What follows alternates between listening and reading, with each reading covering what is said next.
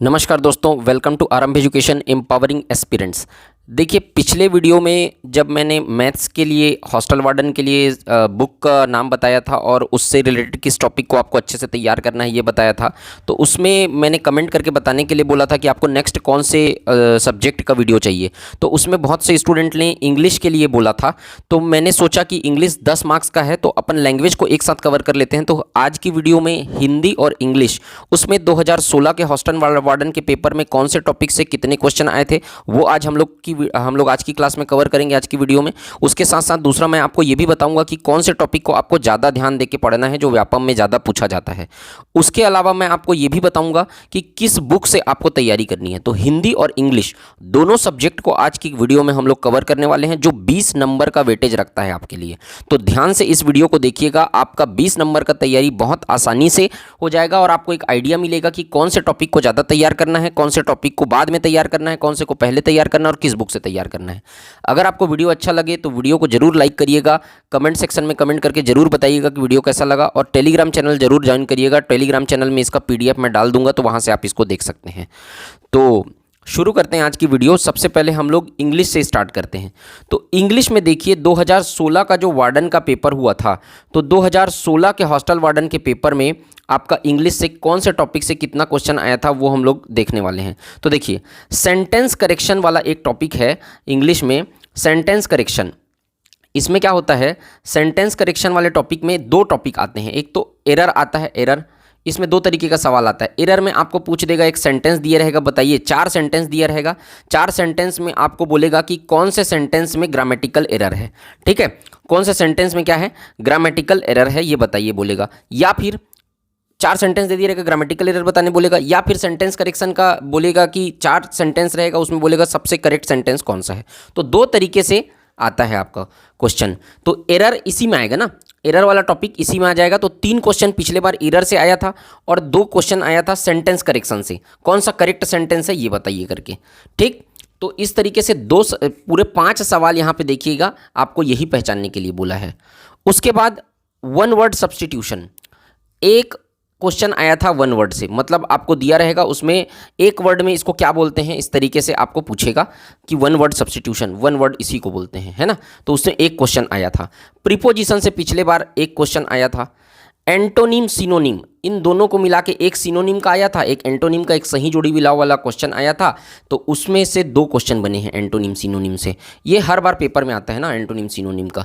और वॉइस से एक क्वेश्चन बना है। तो यहाँ पर आप देखेंगे कि टोटल 10 क्वेश्चन जो हैं वो पिछले बार इंग्लिश के इसी 4-5 टॉपिक से बने हुए हैं। अब क्या इन्हीं टॉपिक को, अगर पिछले बार इस टॉपिक से आया था तो क्या इसी टॉपिक बस को पढ़ना है आपको? ऐसा नहीं है। देखिए, मैं आपको बताता हूँ, पिछली बार आ गया तो इसको, इन टॉपिक को तो पढ़ना ही है अच्छे से आपको। इसके साथ साथ और भी टॉपिक को आपको पढ़ने पड़ेंगे। उसमें से किस तरीके से आपको तैयारी करनी है वो देखते हैं अपन। देखिए, अब इंपॉर्टेंट टॉपिक कौन सा है इंग्लिश का, जिसमें आपको मेन फोकस करना है, जो व्यापम के पेपर में सभी पेपर को अगर समअप करें, आपको ऐसे नहीं पढ़ना है कि 2016 में हॉस्टल वार्डन का पेपर में ये ज़्यादा आया था तो इसी बस को पढ़ना है, ऐसा नहीं है। ये बेस मान सकते हैं आप जरूर, लेकिन व्यापम का ओवरऑल पेपर देखिए कि किस पेपर में कहाँ से इंग्लिश में कौन से टॉपिक से ज़्यादा सवाल आता है, आपको उस हिसाब से पढ़ना है। आपको सिर्फ पिछले बार के पेपर को रेफरेंस मान के नहीं पढ़ना है। हाँ, अगर 4 से 5 बार वार्डन का पेपर हुआ रहता और उसका पेपर रहता आपके पास, तब आप उसको रेफरेंस मान सकते थे। लेकिन अभी आपके पास 4 से 5 बार के व्यापम का वार्डन का पेपर तो है नहीं, क्योंकि वो हुआ ही नहीं है। तो उसके लिए आपको व्यापम के पेपर को रेफरेंस मानना पड़ेगा। तो मैंने सारे पेपर को एनालाइज करके ये निष्कर्ष निकाला है कि यहाँ पर से देखिए, व्यापम में आपको आर्टिकल से जरूर क्वेश्चन देगा। आर्टिकल से क्वेश्चन व्यापम देता ही है। ए एन द, वो लगाइए, कहाँ पे ए लगेगा, कहाँ पे एन लगेगा, कहाँ पे द लगेगा। तो आर्टिकल आपको अच्छे से प्रिपेयर करना है, आपके सिलेबस में भी आर्टिकल है ना। उसके बाद आपको सिनोनिम, एंटोनिम, ये बहुत इंपॉर्टेंट टॉपिक है, इससे पिछले बार में भी सवाल आया है और इसको बिल्कुल नहीं छोड़ना है आपको। तो दोनों को आपको बिल्कुल अच्छे से पढ़ना है। कहाँ से पढ़ना है मैं जस्ट अभी बताऊंगा अभी, है ना। उसके बाद वन वर्ड वाला टॉपिक बहुत इंपॉर्टेंट है। तो वन वर्ड को आपको अच्छे से पढ़ना है। और स्पेलिंग चेक, कि कौन सा स्पेलिंग करेक्शन बोलते हैं इसको, तो कौन सा एक वर्ड दे दिए रहेगा, मतलब 4 वर्ड दे दिए रहेंगे, इसमें सबसे करेक्ट वर्ड कौन सा है पूछेगा आपको, स्पेलिंग के हिसाब से करेक्ट वर्ड कौन सा है। तो उस तरीके से स्पेलिंग करेक्शन, ये 4 टॉपिक आपको अच्छे से तैयार करने हैं। ये जो ऊपर पेपर में सवाल आया है उसके अलावा, तो वन वर्ड तो आया है, तो मैं आपको हायरार्की बता रहा हूँ, आर्टिकल का बिल्कुल सवाल आता है, ठीक है। इसके है ना सिनोनिम एंटोनिम का आएगा, वन वर्ड आएगा, और स्पेलिंग चेक करने के लिए भी सवाल आते हैं। इसके अलावा आप नाउन, प्रोनाउन, ये सब का भी सवाल अगर बनना है, वर्ब का सवाल बन सकता है। तो मैंने इंपॉर्टेंट टॉपिक को कवर किया यहाँ पे। इतने टॉपिक को आप कवर करेंगे तो आपका 10 में से 7 क्वेश्चन आसानी से बन जाएगा, है ना। अब आप देखिए बुक के लिए क्या करना है।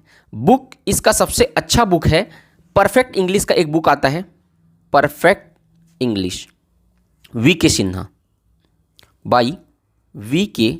सिन्हा, ठीक। तो यहां पर आप देख रहे होंगे, आपको डिस्प्ले में दिखा रहा होगा वी.के. सिन्हा की बुक जो है वो आप वी.के. सिन्हा जी की बुक ले लेंगे और यहां पर से तैयारी करेंगे आपका, तो व्यापम का तैयारी आपका आसानी से हो जाएगा इसमें से। और मैं आपको बता रहा हूं, अगर कोई स्टूडेंट, अब जैसे कि पेपर में कम टाइम बचा है, अभी तो सफिशिएंट टाइम बचा है, लेकिन अगर कोई स्टूडेंट इस बुक को भी नहीं पढ़ना चाहता है तो आप केवल क्या करेंगे, प्रीवियस ईयर क्वेश्चन को पूरा सॉल्व कर लेंगे। लास्ट 10 ईयर के व्यापम के जितने भी इंग्लिश में प्रीवियस ईयर क्वेश्चन आए हुए हैं, बहुत इजी सवाल आता है इंग्लिश का, तो उस पूरे 10 साल के पेपर को आप सॉल्व कर लेंगे व्यापम के सारे। तो आप देखेंगे कि कुछ क्वेश्चन तो है रिपीटेड होते हैं, कुछ क्वेश्चन आपसे आसानी से बन जाएंगे। तो जो एकदम वीक है उनकी बात कर रहा हूँ, जो आप बुक नहीं पढ़ना चाहते, वो 10 में से इसमें से 5 नंबर तो ला ही सकते हैं, किसमें, इंग्लिश में। और अगर आप अगर ठीक से पढ़ना चाहते हैं, अगर आप 8 से 9 नंबर स्कोर करना चाहते हैं, तब फिर आप परफेक्ट इंग्लिश की जो बुक मैं बताया हूं उसको पढ़ सकते हैं।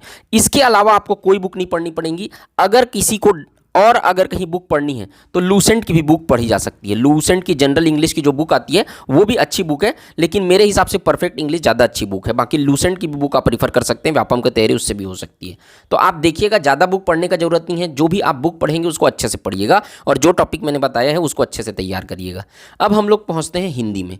तो 10 में 10 नंबर आपका 10 नंबर का जो पोर्शन है इंग्लिश वो आपका इससे कवर हो जाएगा। अब हम लोग हिंदी में पहुंचते हैं कि हिंदी में पिछले बार 2016 में कितने नंबर का सवाल आया था, कौन से टॉपिक से। तो हिंदी में आप देखिए शब्द रचना वाला 2016 का पेपर देख रहे हैं ना अपन।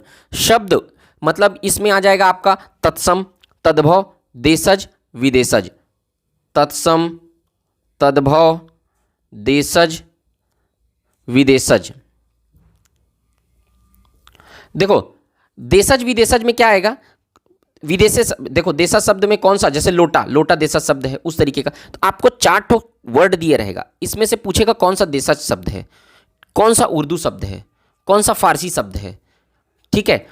या फिर आपको बोलेगा कि कोई शब्द दे दिया रहेगा, ये कौन से समूह का शब्द है। उसमें 4 ऑप्शन रहेंगे, तत्सम, तद्भव, देशज, विदेशज। तो आपको देखना है, या उर्दू, फारसी, इस तरीके का, अरबी, इस तरीके का शब्द। तो उर्दू, फारसी, अरबी और अंग्रेजी, ये सब शब्दों को एक साथ लिस्ट बनाना है आपको। लिस्ट एक के नीचे एक लिखना है। और जैसे कि आपने बनाया, मैं आपको बताता हूं। जैसे कि आपने लिख लिया देशज शब्द, देशज शब्द के नीचे 1 2 3 4 5 इस तरीके का नंबर डाल के लिखिएगा, है ना। कंप्यूटर में जैसे बताया था मैं, उसी तरीके से आप लिखिएगा उर्दू शब्द। उर्दू शब्द के नीचे 1 2 3 4 5 लाइन से नहीं लिखना है, मतलब ऐसे कॉमा कॉमा डाल के नहीं लिखना है।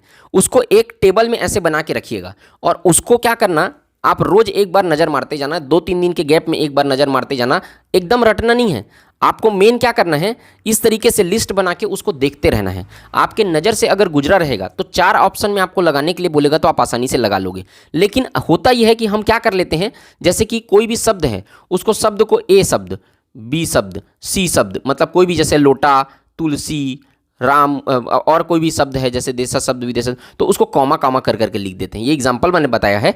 कॉमा करके लिखते हैं ना तो पूरा हौच पौच हो जाता है, सेंटेंस जो है पैराग्राफ में समझ में नहीं आता है, याद नहीं आता है। आपको उसी को क्या लिखना है, ऐसा लिखना है, टेबल फॉर्म में लिखना है, तो वो आपको आसानी से क्या होगा, याद हो जाएगा। तो इस तरीके से आपको देशज, विदेशज, तत्सम, तद्भव, उर्दू, अंग्रेजी, ये सब, अरबी, ये सब शब्दों को लिख के रखना है। और सबसे ऊपर में जब आप लिखना चालू करेंगे तो उन शब्दों को लिखना है जो पिछले 10 साल के व्यापम के पेपर में आया हुआ है। 10 साल के व्यापम के पेपर में आया हुआ है कोई भी शब्द, उसको लिखना है। जैसे कि छाता कौन से समूह का शब्द है ना। जैसे कि आपको बोलेगा कि पतलून, पतलून कौन से समूह का शब्द है। तो जो जो पेपर में आया हुआ है उनको आपको अच्छे से पहले याद करके रखना है। वो क्वेश्चन रिपीट होते हैं बार बार, तो उसको पहले याद करके रखना है। पहले लिख के रखना है, उसके बाद नीचे में आप एक्स्ट्रा को भी लिख के रखिएगा।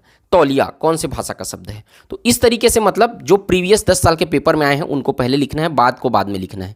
उस तरीके से लिख के आपको खुद से नोट्स बना के पढ़ना है, तब ये तैयारी होगा। ऐसे में तैयारी नहीं होता है, मेहनत तो आपको करना पड़ेगा, कंपटीशन क्योंकि बहुत ज़्यादा बढ़ रहा है। तो शब्द समूह से इसी तरीके से तत्सम तद्भव देशज विदेशज से दो क्वेश्चन आए हुए हैं, और दोनों क्वेश्चन आपके देखोगे फारसी और उर्दू शब्दों को पूछा है। संधि से एक सवाल आया है, संधि से हर बार पेपर में सवाल आता है। सभी प्रकार के संधियों को अच्छे से समझ के तैयार करिएगा, उसका फॉर्मूला को याद करना है आपको, कौन से संधि के अंतर्गत आता है, संधि पहचानने भी आता है, संधि विग्रह करने भी आता है। उसके बाद संज्ञा से एक क्वेश्चन आया हुआ है, पर्यायवाची शब्द से एक क्वेश्चन आया हुआ है। पर्यायवाची शब्द को याद करने का तरीका होता है, वो तरीका आप थोड़ा सा कहीं से पढ़े होंगे तो देखिएगा, है ना। तो वो तरीका आप याद कर लीजिएगा, समझ लीजिएगा, है ना। जैसे कि लास्ट में जब ज आता है तब क्या, जब द आता है लास्ट में, जैसे जलद, द होता है देने के अर्थ में, है ना। तो उसी तरीके से द जब देने के अर्थ में आता है तो मतलब बादल, जैसे बारिश होती है तो जलद, मतलब उसका पर्यायवाची क्या होता है। तो अलग अलग ये लास्ट का जो वर्ड होता है ना वो चेंज होता है। तो द से देने के इसमें, ठीक है, ज लास्ट में आया मतलब ये है जन्म लेने के परिप्रेक्ष्य में, तो उससे क्या क्या आता है, तो वो पहचानने का एक तरीका होता है, उसको आप जरूर पढ़िएगा, उससे आपको समझ में आएगा कि पर्यायवाची शब्द क्या है। 4 ऑप्शन में आप लगा पाएंगे, है ना। अब मैं अभी आपको समझाना स्टार्ट करूंगा तो क्या होगा कि ये वीडियो लंबा हो जाएगा, तो अभी मैं आपको वो ज़्यादा एक्सप्लेन नहीं करना चाह रहा हूँ, मैं आपको बताना चाह रहा हूँ कि तैयारी कैसी करनी है। उसके बाद आगे आएगा मुहावरा और लोकोक्ति, ये दोनों को मिला के एक सवाल आए हुए हैं पिछले में। समाज से एक सवाल आया हुआ है, शुद्ध अशुद्ध से एक सवाल आया हुआ है, बोलेगा कि निम्न में से कौन सा शब्द शुद्ध है, 4 ऑप्शन दिया रहेगा। लिंग, स्त्रीलिंग पुल्लिंग उभयलिंग, इससे एक सवाल आया हुआ है लिंग पहचानने के लिए, इसका भी तरीका होता है। वाक्य से एक सवाल आया हुआ है ना, वाक्य रचना से। तो यहाँ पर आप देखेंगे कि 10 क्वेश्चन आए हुए हैं, तो अलग अलग टॉपिक से एक एक क्वेश्चन को दे दिया है, 10 टॉपिक से उठा के। तो इसमें आप कोई निष्कर्ष नहीं निकाल सकते कि कौन से टॉपिक को ज़्यादा पढ़ना है, कौन से टॉपिक को कम पढ़ना है। लेकिन अगर आप पिछले 10 साल के व्यापम का पेपर देखते हैं तब आपको समझ में आएगा कि इंपॉर्टेंट टॉपिक कौन सा है और कौन सा नहीं है। तो यहाँ पर आप देखोगे स्वर और व्यंजन, ये टॉपिक से हर बार 1 से 2 सवाल आते हैं स्वर व्यंजन से। क्यों आते हैं और क्यों इसको पहले पढ़ना है, ये हायरार्की है ना, इस तरीके से आपको पढ़ना है।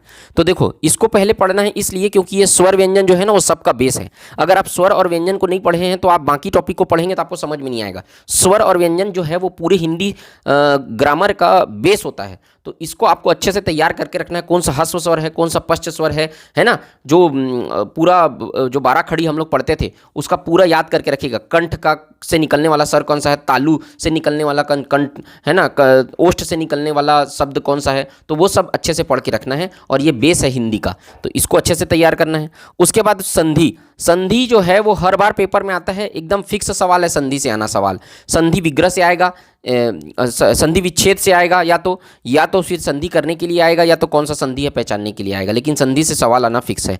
उसी तरीके से स्त्रीलिंग पुल्लिंग उभयलिंग से सवाल बिल्कुल आता है। तो इसको पहले तैयार करना स्वर व्यंजन को, फिर उसके बाद संधि तैयार कर लेना, फिर उसके बाद लिंग को पढ़ लेना। लेकिन आपको देख के रखना है कि स्त्रीलिंग में कौन से आते हैं, जो अपवाद है ना केवल वही आएगा, अपवाद शब्द है ना वही आते हैं। इसमें अपवाद कौन सा है अलग से लिख के रख लिए रहना लिंग में, तो वही पूछेगा आपको। स्त्रीलिंग में अपवाद हैं कुछ 2-4, पुल्लिंग में भी अपवाद हैं, उनको पढ़ के रखना है। शुद्ध अशुद्ध बिल्कुल आएगा, जो शब्द दिया रहेगा उसमें कौन सा शुद्ध शब्द है वो पूछेगा आपको पेपर में। उसी तरीके से पर्यायवाची विलोम, अगर इनको एक साथ करें तो पर्यायवाची और विलोम को पढ़ के रखना है आपको अच्छे से, और मुहावरा और लोकोक्ति पढ़ के रखना है। अगर इसमें कुछ टॉपिक हम मैच कर रहे हैं जो आए हुए हैं, तो भैया तो आए हुए हैं तो वो तो रहेगा ही ना, ये टॉपिक अलग से थोड़ी बना दूंगा मैं कुछ। तो बात ये है कि मैं आपको इंपॉर्टेंट टॉपिक में ये बताना चाह रहा हूँ कि पहले किसको पढ़ना है बाद में किसको पढ़ना है। ये हायरार्की है, ये सबसे ज़्यादा इंपॉर्टेंट है उससे कम, क्योंकि ये बेस है। इसलिए ऐसा नहीं कि इसमें ज़्यादा सवाल आते हैं स्वर व्यंजन में, इसलिए कि इसको पढ़ने के बाद ही आपको बाकी चीज़ों को पढ़ने में अच्छा लगेगा और समझ में आएगा। संधि, लिंग, शुद्ध अशुद्ध, पर्यायवाची, मुहावरा, लोकोक्ति, इससे सारे पेपर में सवाल बनेंगे आपके। तो इन 6 टॉपिक को तगड़ा तैयार करना है। उसके बाद बाकी टॉपिक से एक आधी क्वेश्चन आएगा, तो फिर उसके हिसाब से आप देख लीजिएगा कि इस तरीके से तैयार करना है उसको। लेकिन ये 6 टॉपिक को आप छोड़िएगा मत। अब किस बुक से तैयार करना है, तो बुक का नाम देखिए, सबसे अच्छा बुक है इसका विनय कुमार पाठक। विनय कुमार पाठक की किताब से तैयार करना है इसको, है ना। विनय कुमार पाठक की किताब आपको डिस्प्ले में दिख रही होगी, वहाँ से आप इसको वो बुक परचेस करिएगा और इसको तैयार करिएगा। और विनय कुमार पाठक की बुक पढ़ने के बाद इसमें आपको पूरा हिंदी का ग्रामर मिलेगा। तो जब ग्रामर को आप पढ़ेंगे तो इसमें इतने अच्छे तरीके से दिया हुआ है कि बोल्ड फॉन्ट में बहुत सारी चीज़ें दी हुई हैं, उस बोल्ड फॉन्ट वाली चीज़ों को आपको पढ़ने में आसानी होगी। और विनय कुमार पाठक से हूबहू क्वेश्चन में पेपर में आया हुआ है, कई बार क्वेश्चन में पेपर जो आया है विनय कुमार पाठक से सीधे उठा के दे दिया है।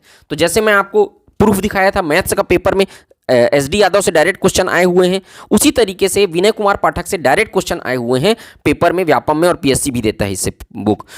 तो आपको जब विनय कुमार पाठक से आप थ्योरी तैयार करेंगे हिंदी ग्रामर का, और इससे तैयार करने के बाद आप पृथ्वीनाथ पांडे की बुक पढ़ना, पृथ्वीनाथ पांडे की वस्तुनिष्ठ, पृथ्वीनाथ पांडे का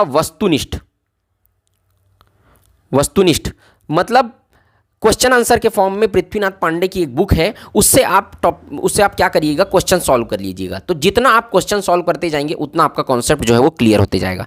तो हिंदी के लिए 2 बुक सफिशिएंट है। बुक आपको एक ही पढ़ना है, विनय कुमार पाठक, उसके बाद पृथ्वीनाथ पांडे की जो वस्तुनिष्ठ सवाल आती की जो बुक आती है, मतलब ऑप्शन वाले मतलब क्वेश्चन की बुक आती है, वो क्वेश्चन वाले बुक जो है वो आपको सॉल्व करना है। सॉल्व पेपर है, सॉल्व को अच्छे से सॉल्व कर लीजिएगा, उसके बाद आपको कुछ नहीं पढ़ना पड़ेगा हिंदी से। तो इन 2 बुक से पूरा कवर हो जाएगा, और इंग्लिश का तो बता ही दिया हूँ, ठीक है। तो मुझे उम्मीद है कि वीडियो आपको अच्छा लगा होगा। आपको नेक्स्ट कौन से सब्जेक्ट का, अगर किसी सब्जेक्ट का वीडियो चाहिए और कि उसमें किस तरीके से तैयारी करें ये जानना है आपको, तो आप मुझे कमेंट सेक्शन में कमेंट करके जरूर बताइएगा। बाकी आपको वीडियो अच्छा लगा होगा, मुझे वैसी उम्मीद है। वीडियो अच्छा लगा होगा तो वीडियो को लाइक जरूर करिएगा, टेलीग्राम चैनल जरूर ज्वाइन करिएगा। मिलते हैं नेक्स्ट वीडियो में, अपना ख्याल रखिएगा। जय हिंद, वंदे मातरम।